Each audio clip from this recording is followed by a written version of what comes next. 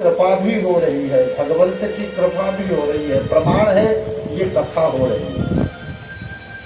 बस अब हम अपने ऊपर कृपा करें। क्या? थोड़ा सा ग्रह कारज नाना जंजाला, इनको छोड़कर समय निकालकर आए कथा को श्रवण करें। एक प्रश्न हो सकता है, कथा क्यों सुननी है भाई? कथा में ऐसा क्या है? आपको एक बात कहूं, शरीर को साफ करने के लिए बहुत साधन है, बहुत साधन। एक से एक साबुन भी बन गए हैं, लोशन भी आ गया है। गंगा स्नान कर लो, जमुना स्नान कर लो, त्रिवेणी स्नान कर लो, शरीर शुद्ध हो जाएगा, पवित्र हो जाएगा। लेकिन मन को साफ कैसे करोगे? मन को साफ करने का कोई साधन नहीं है दुनिया में, कोई साधन नहीं। आप त्रिवेणी जाके मन साफ नहीं कर सकते, आप गंगा स्नान करके भी मन को शुद्ध पवित्र नहीं बना सकते।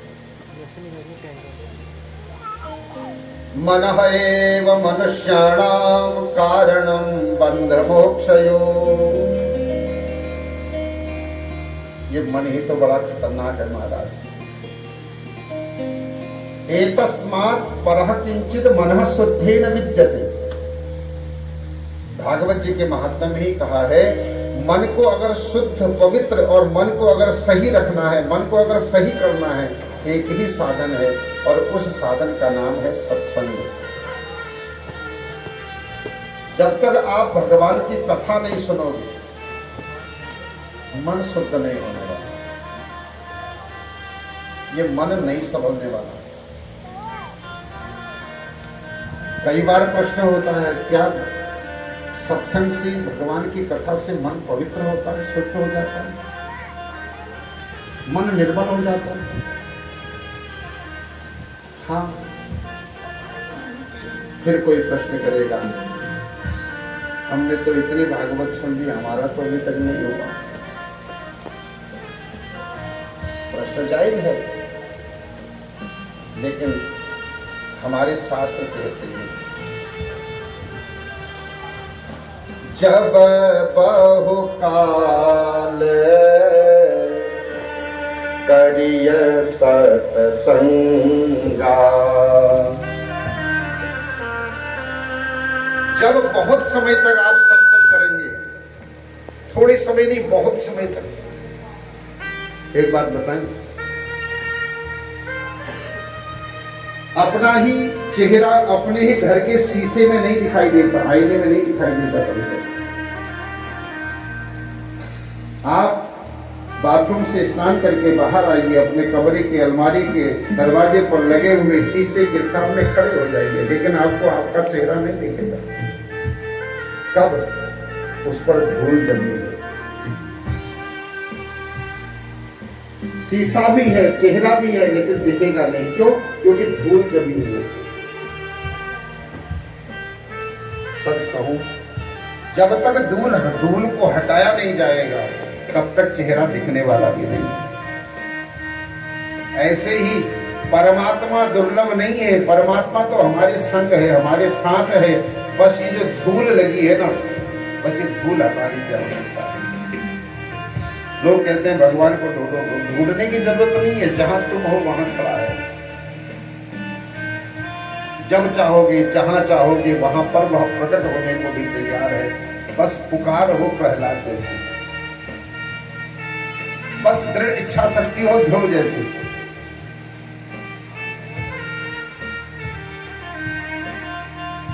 मन को अगर शुद्ध पवित्र करना हो, मन को अगर एकत्रित करना हो, तो संत का आश्रय और फिर ऊपर से सत्संग की मलाई मिल जाए। जब बहुकाल करिय सत्संगा, तब ही मिटहि सब संशय भंगा। ये जितने भी संशय जीवन में बने हुए हैं, यह तभी मिटने वाले हैं, वरना मिटने वाले नहीं है। आपको एक बात बताऊं, ये कथा इतनी सरल और सहज नहीं है।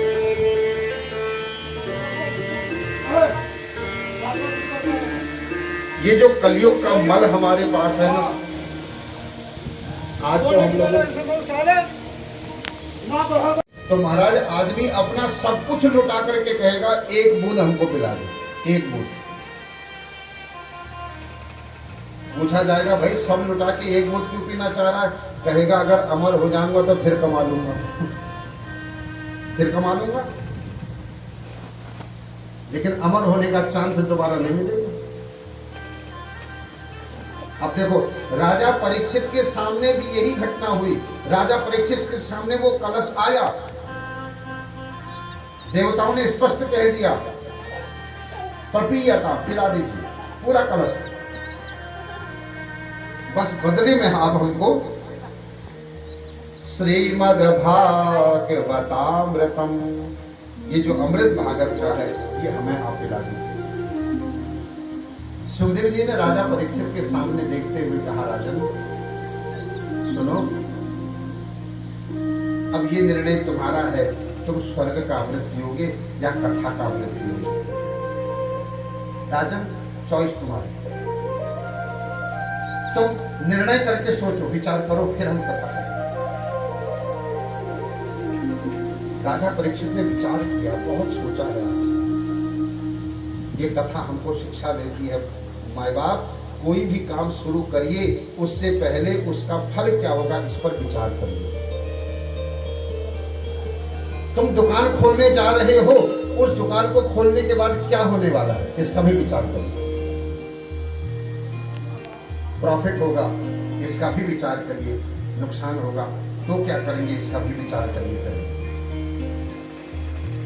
बिना विचारे कोई कुछ कर नहीं करना।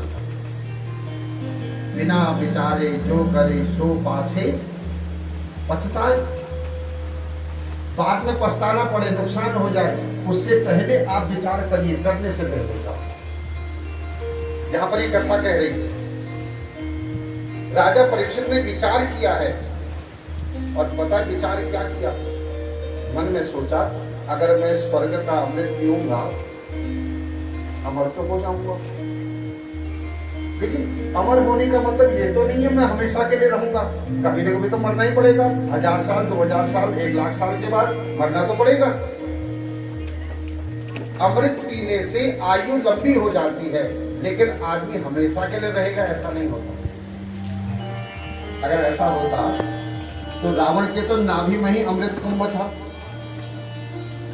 कथा सुनी होगी आप लोगों ने। रावण 4000 करोड़ वर्षों तक जीवित रहा, ये बात सत्य है, लेकिन मरना तो रावण को पड़ा। राजा परीक्षित चिंतन कर रहा, देखिए मैं अभी तो जिंदा रहूंगा, अभी तो जीऊंगा, लेकिन कभी न कभी तो मरना ही पड़ेगा मुझे। फिर राजा परीक्षित ने मन में विचार किया, इस अमृत को पीने से नुकसान क्या है, फायदा क्या है? तब उसने सोचा अगर मैंने ये अमृत पी लिया स्वर्ग का, तो मेरे जीवन में 3 बातें आ जाएंगी। क्या क्या आएगा? मैं कामी हो जाऊंगा, मैं क्रोधी हो जाऊंगा, मैं लोभी हो जाऊंगा। एक बात कहें, स्वर्ग का अमृत अगर पी लोगे ये तो 3 दुर्गुण आपके अंदर अवश्य आएंगे। इसलिए देवता कामी है, इसलिए वहां नृत्य चलते रहता है, अप्सराएं नाचते रहती हैं, जाम पर जाम छड़काए जाते हैं वहां। और कभी कभी तो काम की इतनी हद पार हो जाती है महाराज, इस पृथ्वी लोक में आकर के देवताओं का इंद्र भी किसी संत की पत्नी के साथ दुराचार कर बैठता है। मां अहिल्या की कथा सुनी होगी ना आपने। नहीं तो स्वर्ग में रहता है इंद्र, अमृत पिया है उसने, लेकिन उसका काम नहीं गया। काम बढ़ जाता है अमृत पीने के बाद, क्रोध बढ़ जाता है, देवताओं को बहुत क्रोध आता है। आप एक कथा सुनते रहते हो ना, भागवत जी में ही कथा है कि ब्रजवासियों ने हर साल ब्रजवासी इंद्र की पूजा करते हैं, लेकिन एक साल उन्होंने इंद्र की पूजा नहीं करी कितना क्रोध आया, 7 दिन और रातों तक वर्षा कराई महाराज ब्रजवासियों को नष्ट करने के लिए।